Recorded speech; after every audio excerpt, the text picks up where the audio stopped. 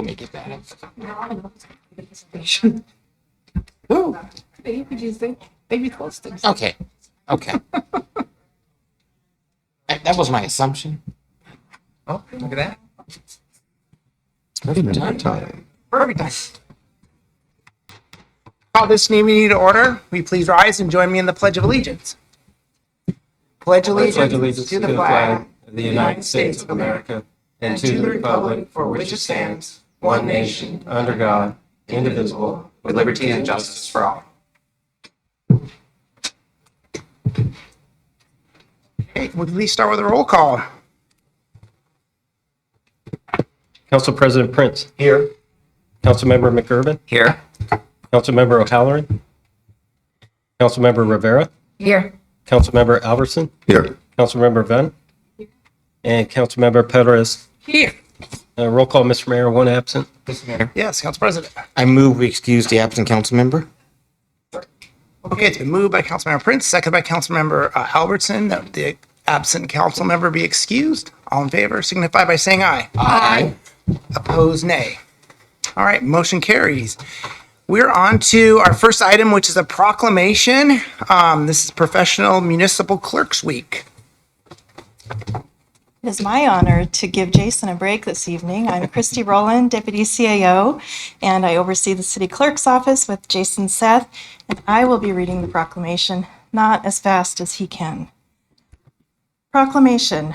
Whereas the office of the City Clerk, a time-honored and vital part of local government, exists throughout the world, and whereas the office of the City Clerk is the oldest among public servants. And whereas the office of the City Clerk provides the professional link between citizens, the local governing bodies, and agencies of government at all levels. And whereas city clerks have pledged to be ever mindful of their neutrality and impartiality, rendering equal service to all. And whereas the professional municipal clerk serves as the information center on functions of local government and community. And whereas city clerks continually strive to improve the administration of affairs of the office of the city clerk through participation in education programs, seminars, workshops, and annual meetings of their state, provincial, county, and international professional organizations.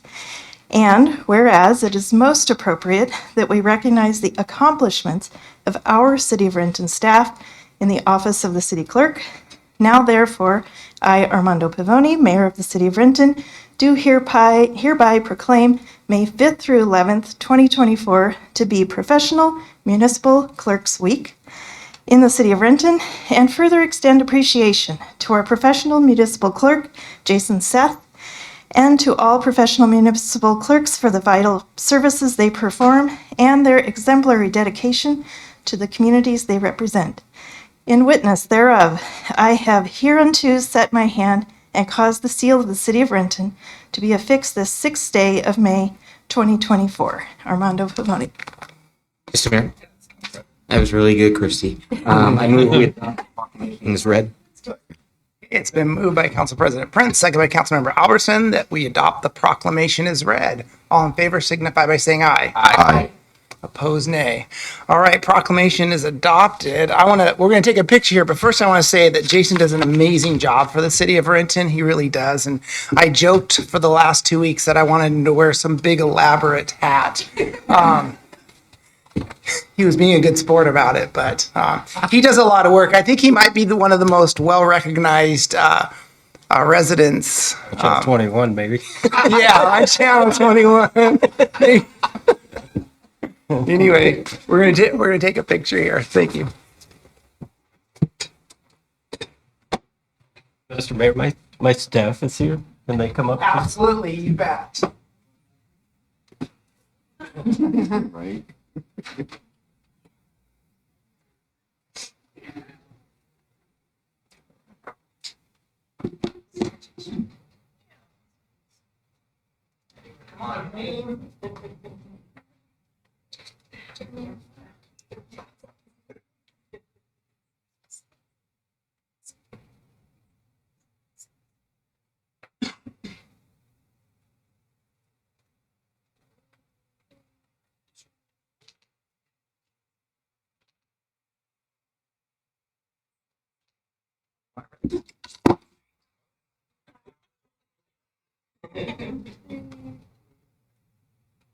Thank you.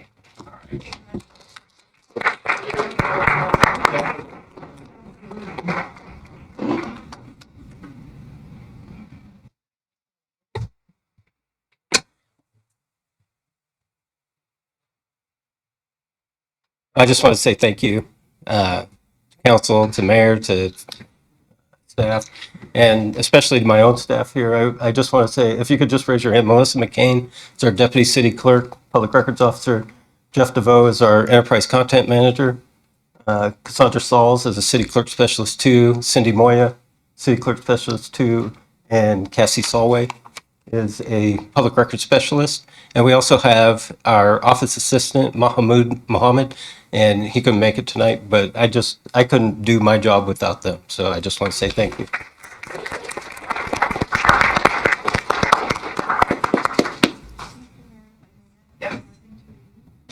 So this last year, I nominated Jason Seth for City Clerk of the Year through his professional organization.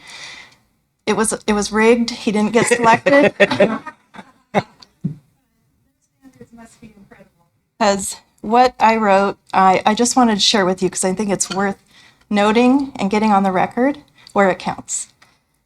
I wrote to formally recommend that the Washington Municipal Clerks Association recognize Jason Seth for his exceptional representation of his profession over the past year. So this was over 2023, which was very busy.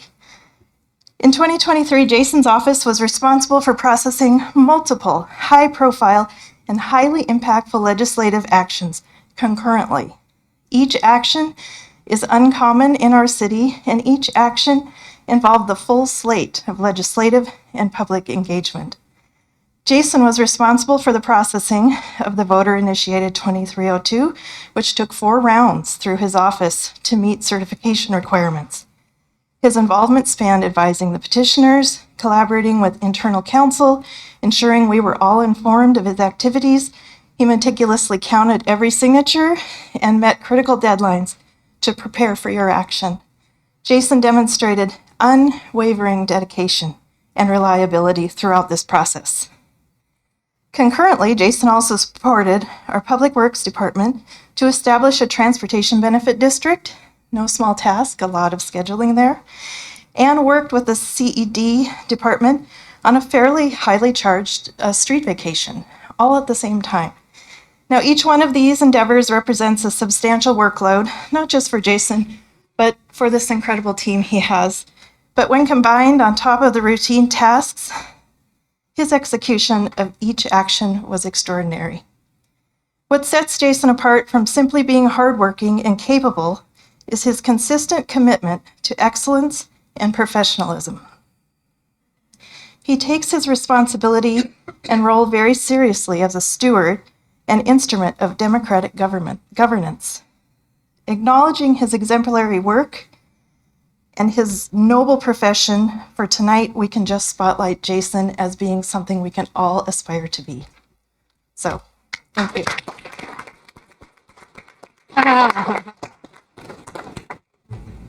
Thank you, Christy.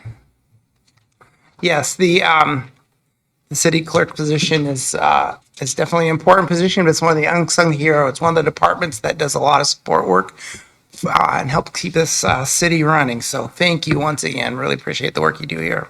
Thank you. Okay, and next up we have a special presentation, 2024 legislative session updates from our own David Foster.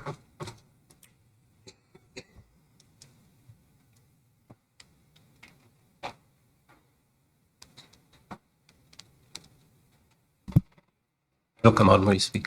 Okay. Good evening, everyone. Mr. Mayor, members of the committee, it's good to see you all today. Thank you for having me. Wanted to come and give a hopefully brief overview of the 2024 legislative session and then also talk a little bit about some things that are coming up during the interim as we lead into the 2025 session.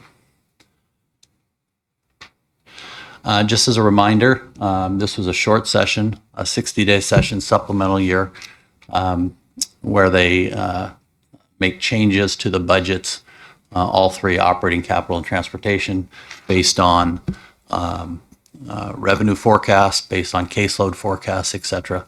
Not a lot of major policy changes or big policy changes or big investments this year as compared to 2023 or what we may see in 2025, but certainly still a lot of activity around the budgets.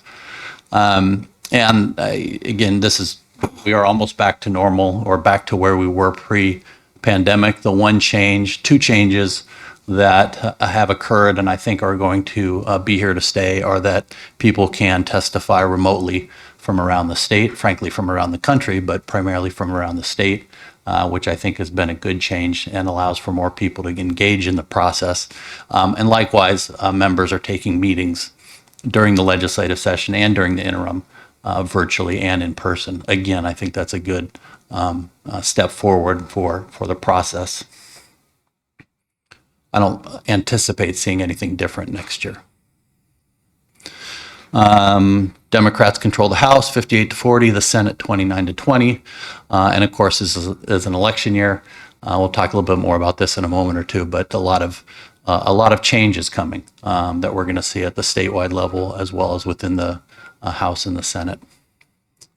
So tried to run through your legislative agenda and hit or pull out at least some of the priorities that you all mentioned when you approved the agenda late last year and hit on them to the best of my ability. First and foremost, the North 8th Street direct access ramp was pushed out into the past 2029. We don't know when. You may recall in the most recent transportation package is a 15 or 16 year package. So there's some time on that back end, but because of cost overruns or cost increases for projects that are currently underway or are scheduled to get underway, this project and others were pushed out. The good news, if you want to look at it that way, the good news is it's still on the list. Proposed dollars were actually increased from 250 million to 315, and there's some planning money in the next biennium to continue to update and work on that piece of it. So sorry to say it was pushed out, but happy that it's still on the paper, still on the docket, so to speak. East Rail Corridor, there was no new funding. Transportation, frankly, is really the most difficult budget that they're dealing with right now because of the high costs and cost increases combined with tax revenue from gas tax and others decreasing. So it's pretty tough in the supplemental year. So no new funding in East Rail and nothing really new on the local side of things. On the racial justice and equality priority list, we've got a couple of things.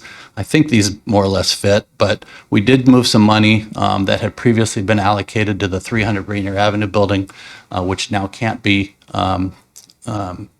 built due to the FAA requirements. That was shifted to the Renton Housing Repair and Assistance Program. So hopefully we can augment the funding that you all are already putting into that. No new activity on the housing benefit districts. Housing Trust Fund did see another pretty sizable increase for a supplemental year, $127.5 million for housing and support.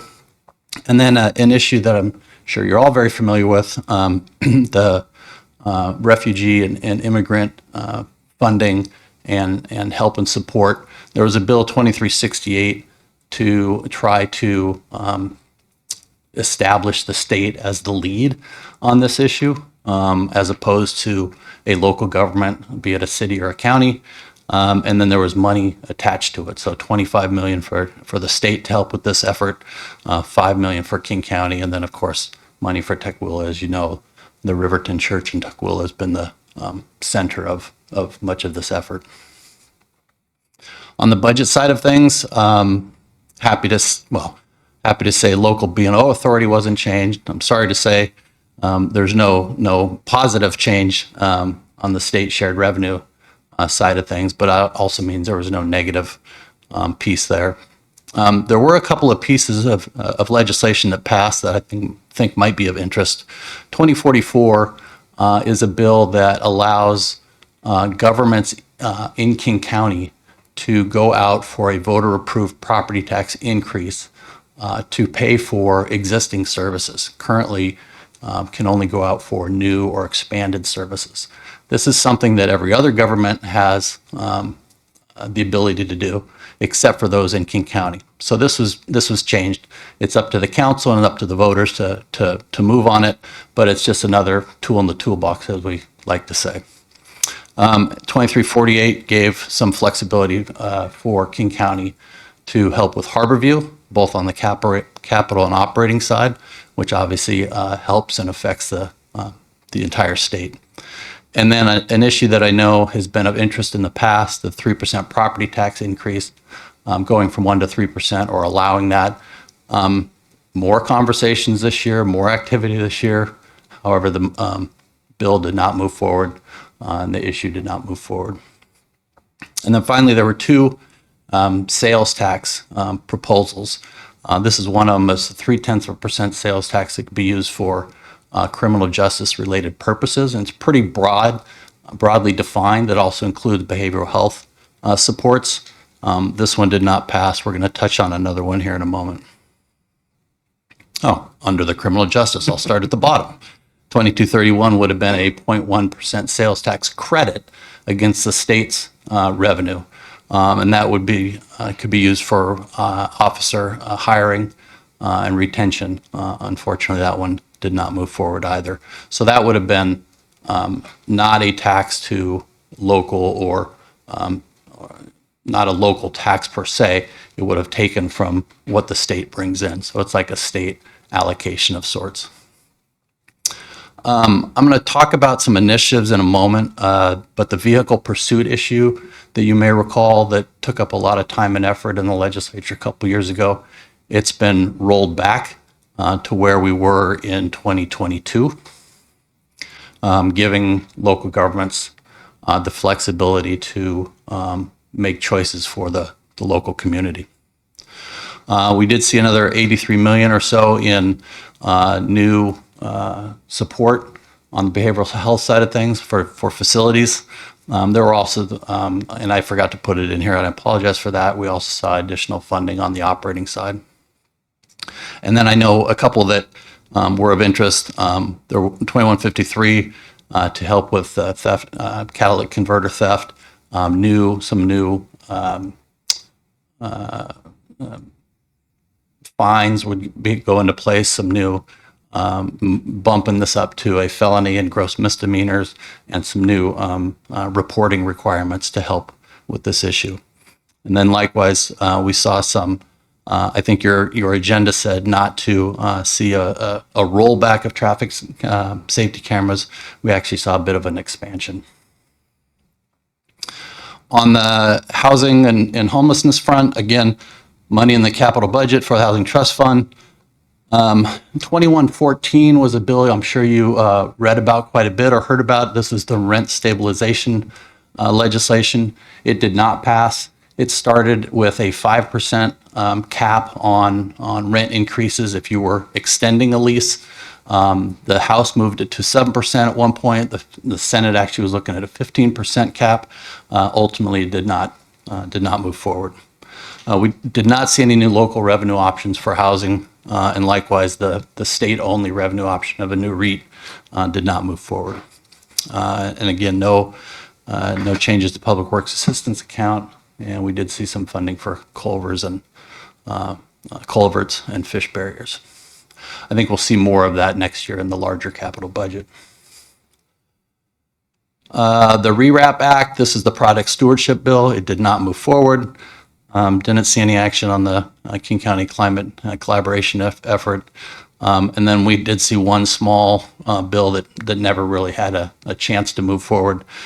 This would have banned gas engines under 25 horsepower, and it would have actually exempted local and state government. So you could still use things like weed eaters and mowers, etc. You may recall 2 years ago, there was a lot of activity on the zoning front, a lot of effort to take away local authority, preempting cities and counties on certain things. We didn't see as many bills this year. We did see a couple move forward and a couple that did not. There are some new limits that cities have related to parking requirements.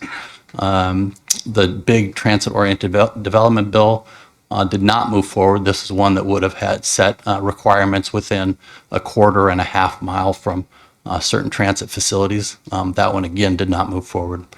And then you had in here issues related to small cell developments and didn't see any change there. Likewise, nothing on the public record side of things. And then, as I said earlier, no new revenue for transportation, local transportation, or Transportation Improvement Board or other organizations. Again, I don't think we're going to see much there until we see another large transportation package, which probably won't be for a few cycles. And last, nothing on the wastewater side of things.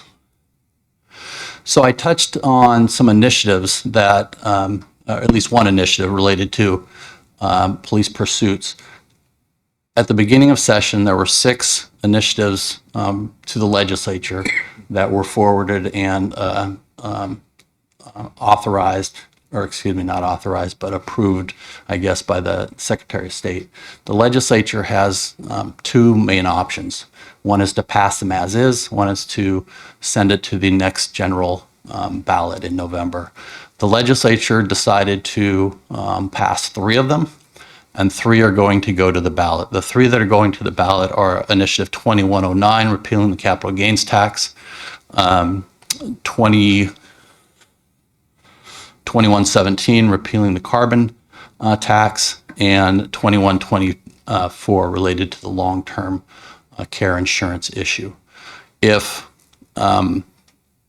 the capital gains tax were to pass, that will have an effect on the operating budget because those dollars currently go into early education and K-12 education. So there would definitely be an impact. There's about $500 to $900 million that's gone in so far. Likewise, if the carbon tax were to be repealed, I think we would see impacts across all 3 budgets and most certainly on the transportation side of things. So those will be coming up in November. And then finally, there's going to be, like I said, there's going to be a lot of change going on as we go into the 2025 session. We've already know that there are 9 senators that have chosen not to, or have said they will not be running again. That's a big number. I think one time in the last decade we may have had 4 or 5. 9 is a lot. So pretty significant change in the Senate. Likewise in the House, we've got a number of people who are choosing not to run. Now you have a lot of House members who are choosing to run in the Senate, so we may have people moving from one chamber to the other, but still will mean a lot of changes coming to the House as well. And of course, this is filing week, so we'll know more at the end of this week who's running for what. And then last of all, just a reminder who your legislators are. The 5th District and primarily the 11th Legislative District representing the city of Renton. So with that, I will stop and ask if there are any questions.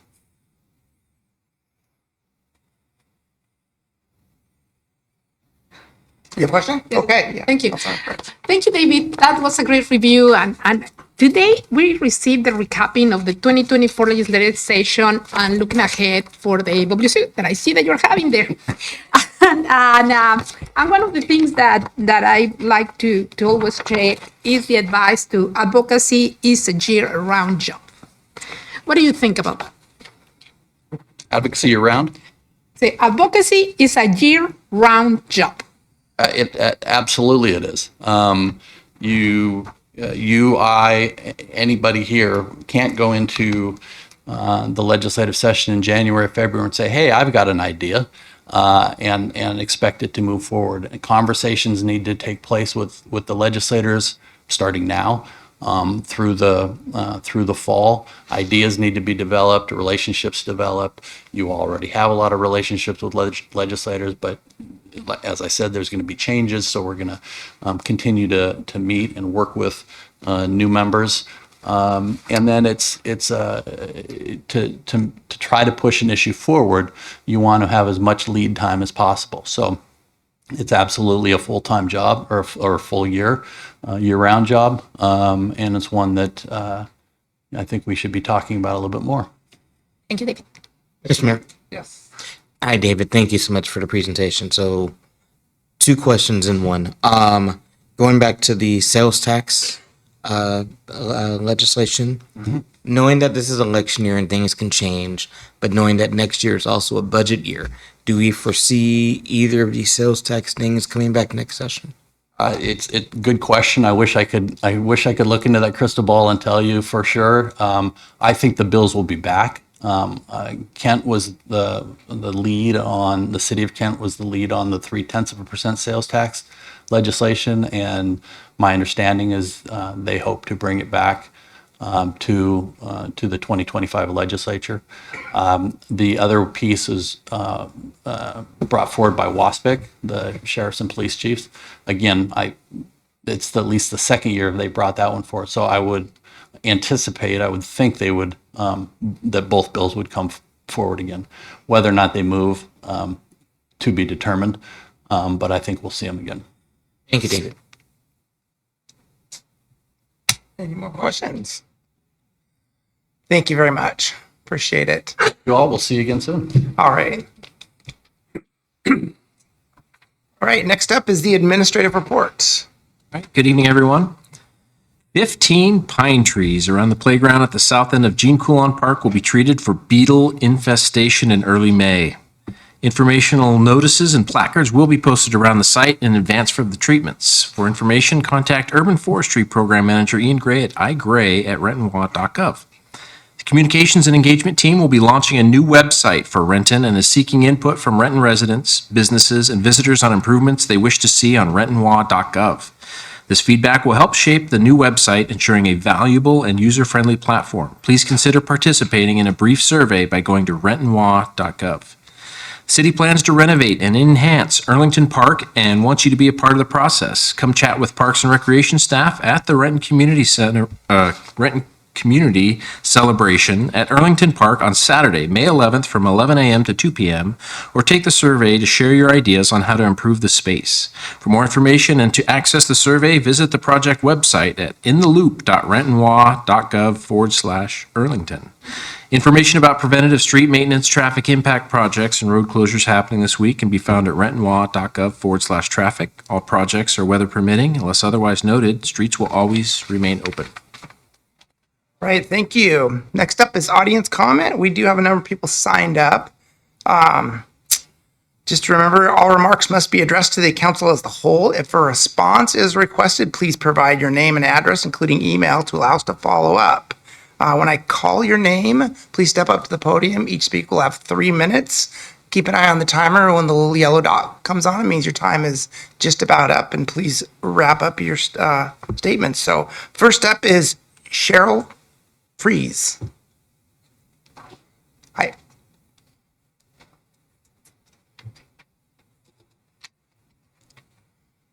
I always want to say thank you for having me back. So I'm still speaking from a dual perspective, which is as the president of the North Renton Neighborhood Association and as a resident of the North Renton neighborhood.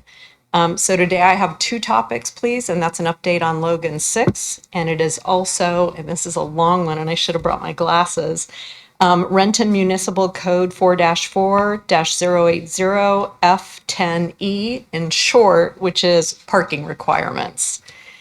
So regarding Logan 6, I remain hopeful, and especially even more so after a meeting that we had last month that the developers attended, We have followed up with an email inclusive of everybody, city council and city planning. And I also want to apologize because I got a couple of emails wrong. So they were sent separately. So thanks for your patience with that.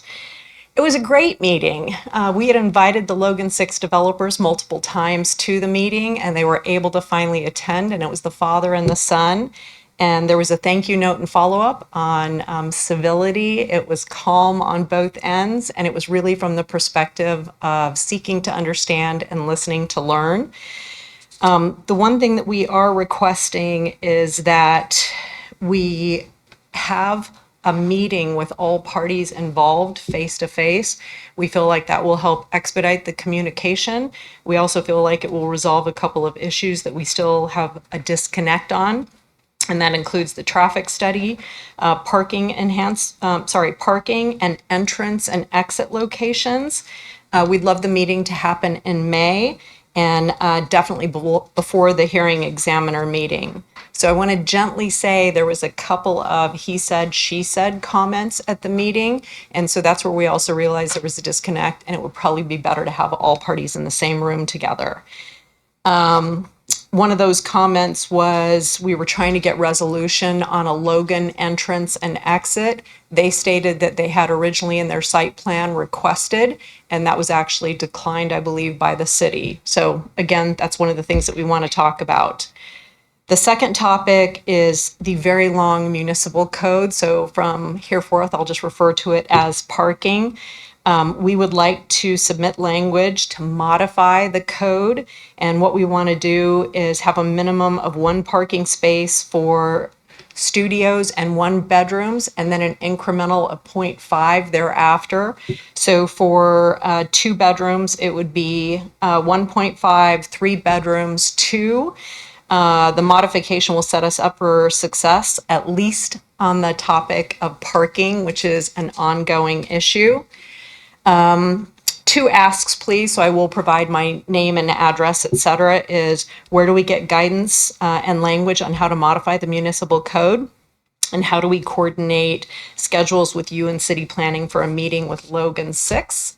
And mainly, I always want to say thank you. Right, thank you. Next up is Nora Susan Schultz.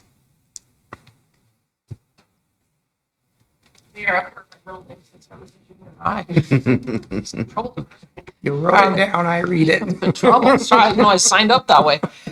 So my name is Nora Schultz. I'm a resident at 536 Williams Avenue North in Renton.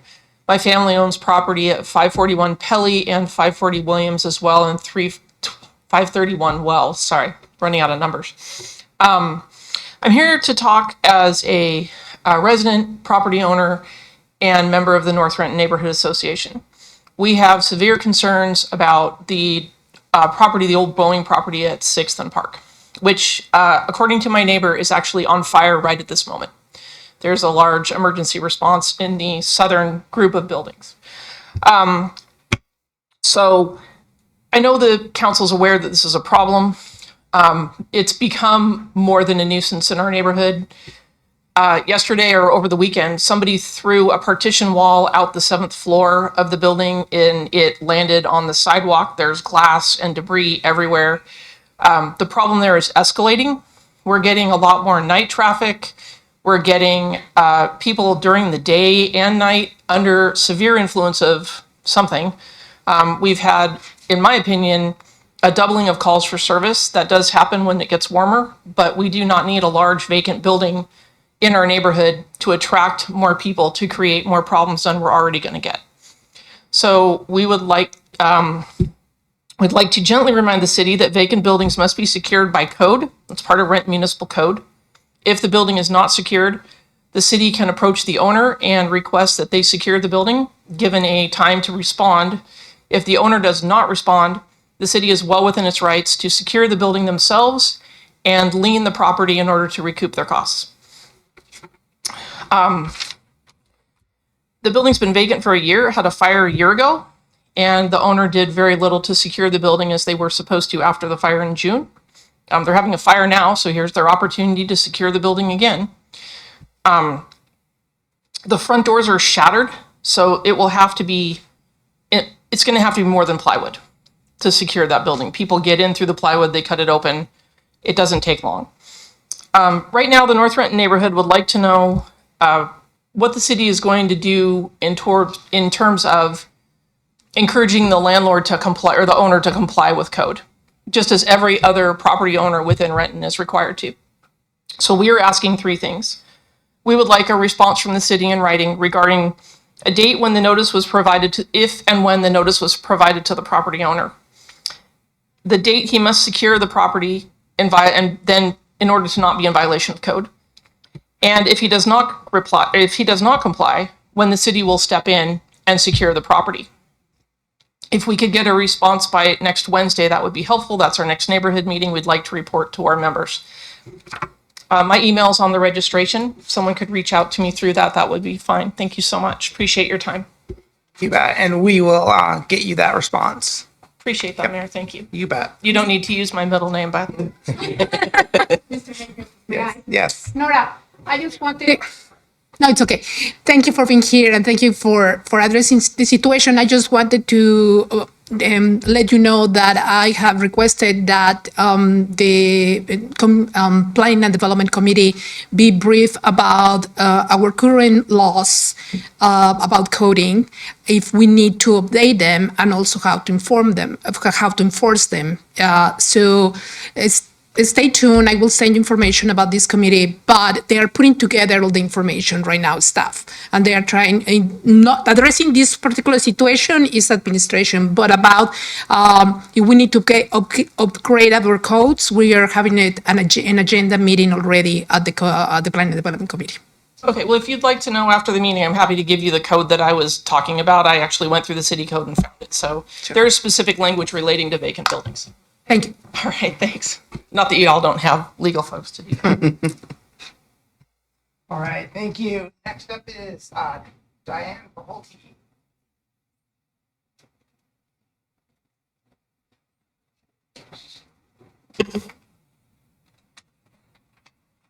Hi, my name's Diane Paholte, and I am the former owner of ProFlight Aviation, a business on the Renton Airport. And I came here tonight I wanted to thank the City of Renton staffing, the council members, and the mayor, and everybody that works in this building for all the help they gave us while we were transferring the title and the leases and everything over. I would especially like to thank the efforts of Martin Pastusha and his staff. Jeannie Gabriel was just wonderful to work with and was always available for us. In the airport director's office, Joey Root was just magnificent, and Johnson and also Manny. We hadn't done this process in a long time, and so it was hard trying to figure out from which department to which department do we go to get this kind of signature. I would also like to express my extreme thanks to the city clerk's office. Cynthia Moya, the ladies that worked in that office up there, if I didn't know where the paperwork was or who had to sign it, I could go up there and they were available right away. It was just astounding, the support that we got. Also, Krista Colas in risk management was helpful, and I mean, she even went the extra mile and worked a little late to help us get the paperwork in. Alex Tuttle was wonderful for helping us with getting all the correct signatures on the right documents at the right time.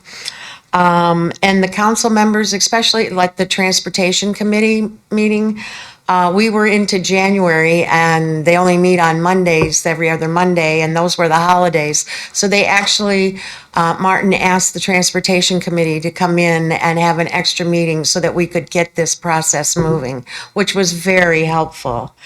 And one time when I came over to find some paperwork, I was walking in and Dan Figaro, who works at the police, I told him, I said, I'm not sure where I'm supposed to go. Even he took me around to help me. I'm so impressed and so proud of Renton, of how they helped the businesses and helped us move through this process. And I just wanted to, there are other people that I wrote a letter to you, Mr. Mayor, naming a lot of these people, but there are more people. I couldn't remember all. It was just a wonderful. It was difficult, but they made it bearable for us by explaining the rules and helping us with the rules. And then next week, I'm going to start calling everybody because I want to bring the new owners around through City Hall to meet everybody, so everybody knows who everybody's dealing with. So that's all I have. Thank you. Fantastic. Well, thank you very much for coming and sharing. I will definitely share the letter with the I don't know staff. what I'm supposed to do with it. You can give it to the city clerk right here. Thank you. Okay, next up is Michael Westgard.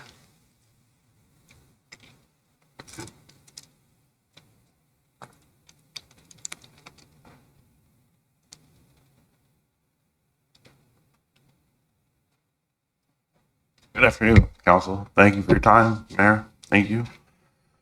First of all, we're excited to be as part of the presentation tonight. Raise the Wage is looking forward to helping in any way we can, in any capacity we can offer to help with outreach and communication with workers. And we also just want to reflect on like how important this was and how this is going to give some level of relief to people, but also like this can't be the only side of these solutions, that we also have to do something both for small business and other size business, but also for renters of any type. That if we just let those costs continue to rise, that this will continue to be a problem no matter what the wage is. So we have to take it on all levels. But as Raise the Wage, we've come up with a list of demands that we would like to help implement. So to ensure comprehensive implementation and enforcement, we would like clear designation of who the employers are and where they fall into the tiers, because that'll make it easier to communicate with employees who and what they are entitled to. So that is breaking the large employers, obviously medium and the small. We would like a timeline for regulatory compliance. And it looks like a lot of it is going to just be pushed off to people relying on outside legal. But I think there's an important place here for the city to support people, because workers are not going to have access to lawyers in the same way as businesses. And if they're not aware of what their rights are, because the communication's only coming from one side, then that really creates an imbalance. So I would really look forward to and hopefully be able to help be involved in trying to do something to make sure people have access to legal. And then as part of the creation, the expansion of the enforcement department, I think it would be interesting if staff could look into if by having more staff, once they get through all the questioning and asking from business, with that expanded staff, if a higher enforcement on business tax would bring in more revenue, not by raising any taxes, just by making sure everybody is paying exactly what they owe and not just what they claim or what they have been made aware of. I think that would be really interesting if that could be a revenue source for the city to help continue to fund programs and whatnot. So I look forward. I'm excited to work with everybody. I appreciate your time. All right, thank you. Next up is Tom Anderson.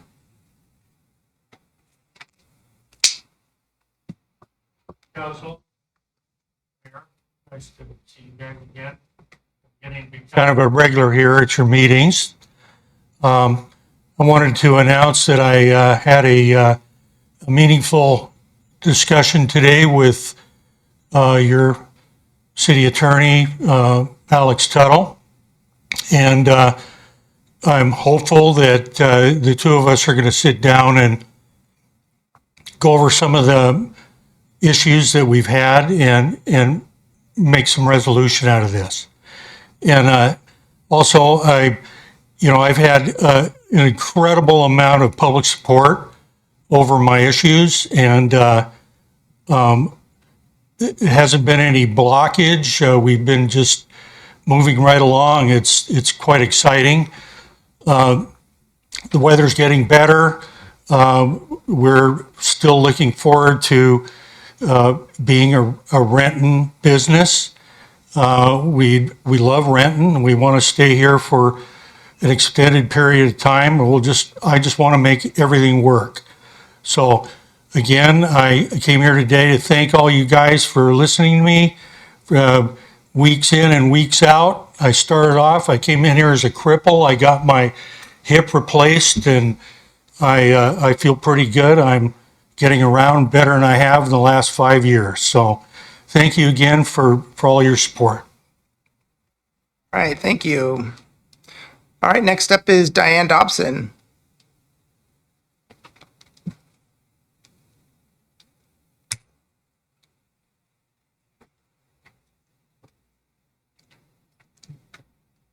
City Council, I'm Diane Dobson. I came up here to speak tonight about the vacant building that has the at least 8-engine response fire at it tonight. But I think Nora really captured the sentiments in the neighborhood to see the partitions and the filing cabinet drawers on the sidewalks, where people are, where pedestrians are, where vehicles are. The matters are escalating. And so really appreciative and grateful for whatever the city council can do to leverage the ordinance and rules that you have to secure that building, but also to use the opportunity to look at maybe some of the other ordinances that we have regarding vacancies and vacant buildings and the blight that it creates. I know we have a number of buildings that are continued nuisance, and aside from the nuisance and the criminal activity that may occur inside the building and the neighborhood surrounding the building, it causes me concern and pause for our law enforcement and our officers and our first responders, because every time they have to get called back to a situation, it puts them at risk. And that should be, and that is, I'm sure, for the city, a continued concern as well. So I appreciate the council hearing the sentiments of Nora Susan and working with each other to come up with ordinance that can address this. Thank you very much for your time. Thank you. Okay, and now Derek Anderson. Well, Mayor and City Council, here to talk about the landing gear works and Renton City Airport again. And I'm really hopeful for how things are going, and I really think that what we've had going on is a good opportunity to kind of reevaluate how things have proceeded over the past decade at the airport. And I'm happy to hear through some of the other speakers here that there's been beneficial changes, and we're really hopeful to be part of that, and to see that hopefully the Renton Airport Advisory Committee could be continue to be utilized, as they have far more experience than any of the other newer faces that have been around and appointed. And as always, randycorman.com is a great source for things that have been going on at the airport and related to those other issues. So, thank you. All right, thank you. We do have one speaker signed up virtually, and our voice in the sky will come on in a minute here. Mr. Mayor, Yes. we do have one person signed up to speak. That is Ellie Robertshaw. Ellie, go ahead.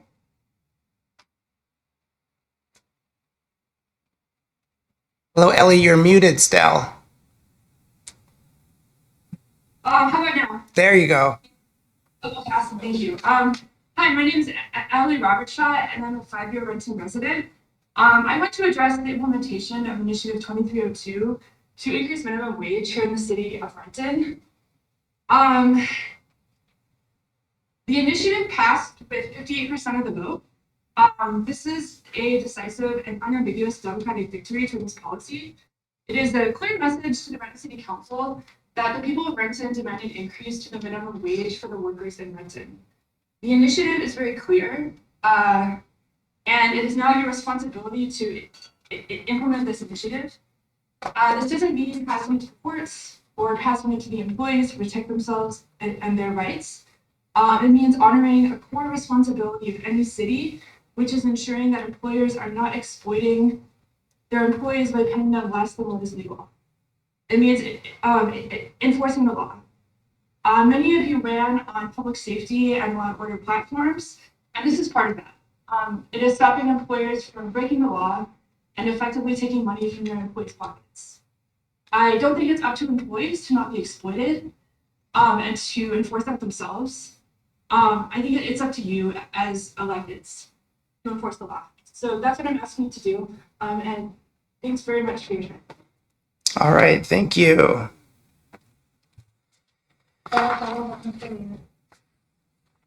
All right, thank you.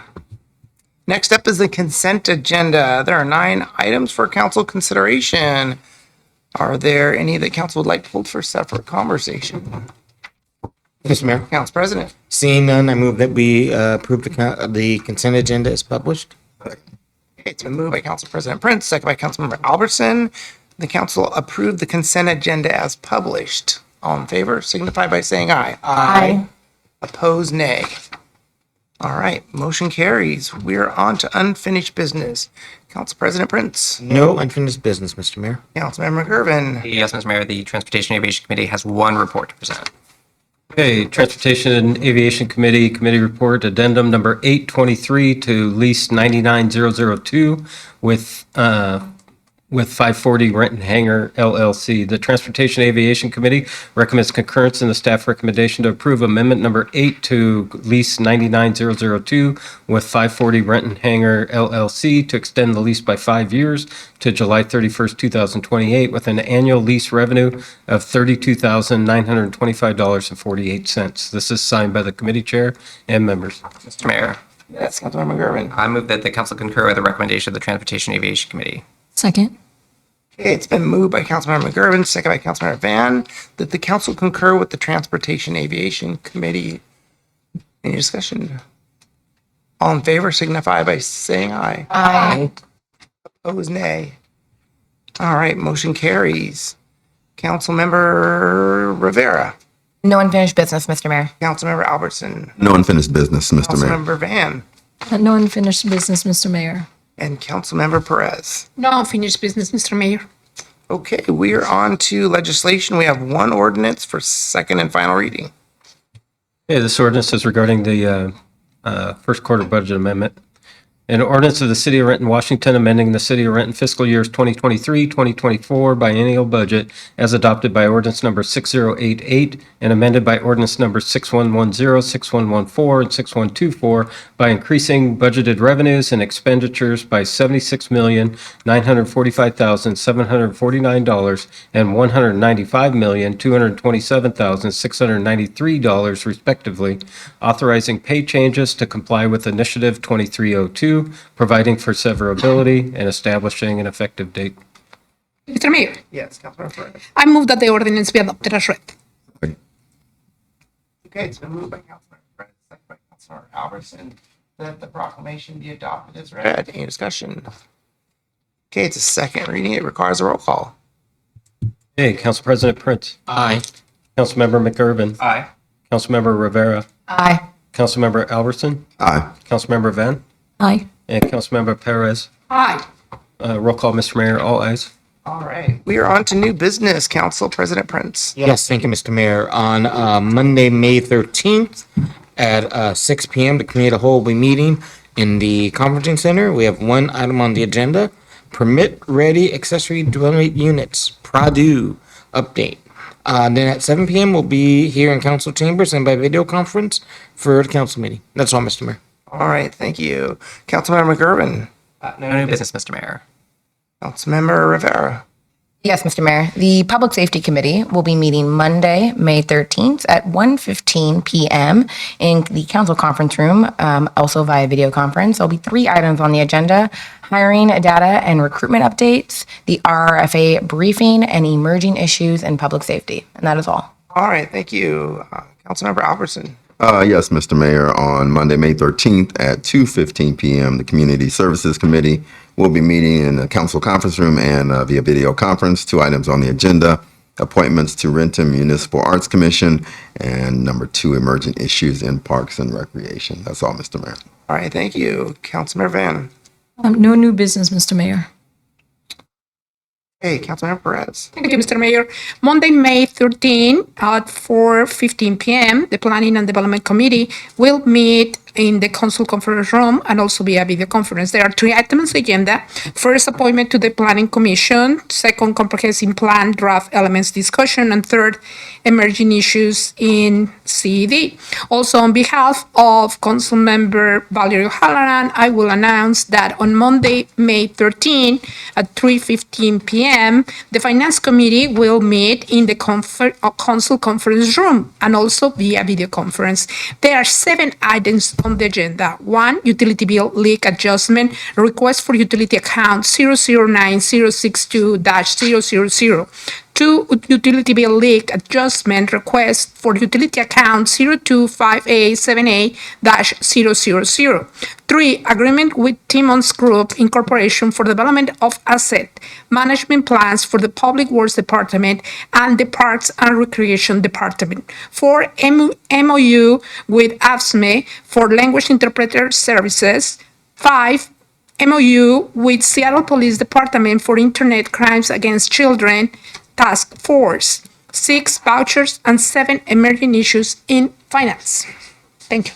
All right, thank you. And what's the wish of the council? Move adjourned. Okay, it's been moved by Council President Prince, second by Councilmember Albertson, that we adjourn. All in favor signify by saying aye. Aye. Opposed, nay. We are adjourned.